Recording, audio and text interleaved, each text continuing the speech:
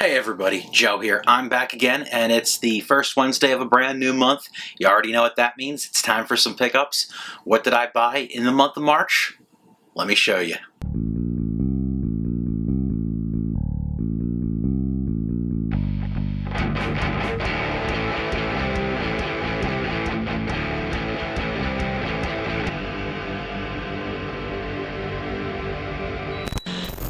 I'll just say before I get into showing off the pickups that it's pretty apparent that somebody got a pretty nice tax refund. I'll just leave it there. Now let me show you some pickups. Right off the bat, I got two Amiibos to show you. I am collecting all of the Zelda themed Amiibos, and I am closing in on all of the Smash Brothers Zelda Amiibos. Speaking of a Smash Brothers Zelda Amiibo, here's one right here. Here is Princess Zelda herself, the Smash Brothers version. Another complete box, practically mint. And now I only have one more left of the Smash ones because I also got Sheik. Of course, this is the Japanese one. I don't know if you can really see it, but underneath where it says Sheik, it has it in Japanese too. This is the Japanese box. Not too different from the English ones. Just a little bit of different art and Japanese text, of course. And the figures inside are pretty much the same as they are either way. I only need Toon Link to have all of the Smash Zelda characters, and then I'll be trying to look for some of those 30th anniversary ones. Hopefully I can find deals on them is the only problem. As you may already know, I kind of have a thing for bootleg consoles. The weirder the better. And here is a Game Boy Advance looking thing, which I'm going to be talking about sometime in the near future in a review. This thing is crap. I'll just say that.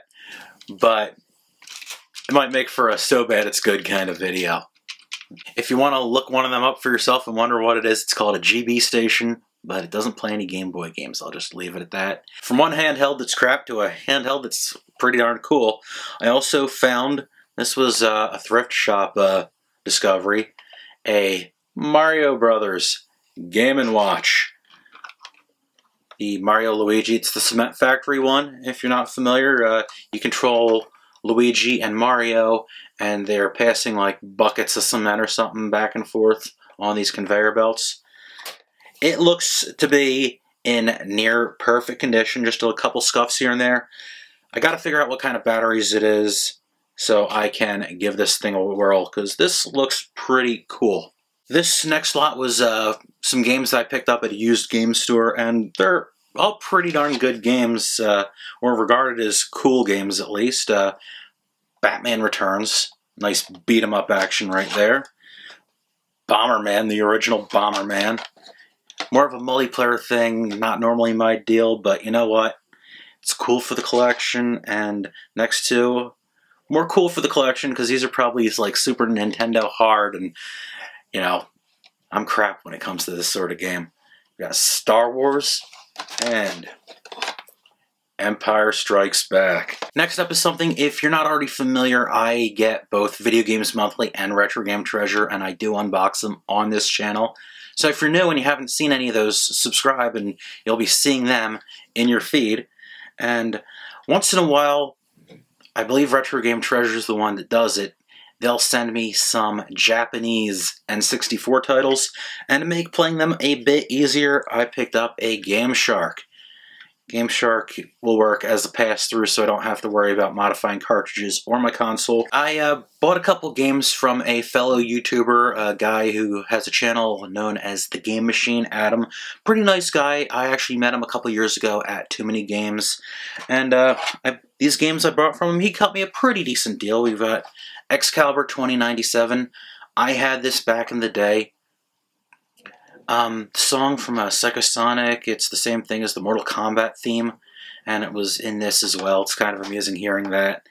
And then, next one is Saturday Night Slam Masters, you know me and wrestling games. And next one is Athena. Don't know if that's any good, but you know what? It's another NES game for the collection, and that's always a good thing. Okay, next bunch of NES games I'm showing you. This was, I believe this was a shopgoodwill.com lot that I found. There was A couple doubles in the lot too. I'm not showing any of them. I'm just showing you the games that I didn't already have. And they include Top Gun: The Second Mission, The Last Ninja, Skull and Crossbones,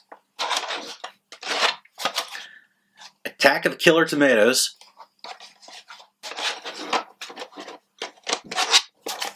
Robin Hood, Prince of Thieves, and the licensed version of Gauntlet. I've had the Tengen version. I probably have 2 copies of the Tengen version, but finally have the licensed version too. Next thing I'm going to show you, I'm sure you've seen it from other YouTubers. I'm eventually going to do my own review, put my own 2 cents in on the thing, and that is the Brawler 64 pad.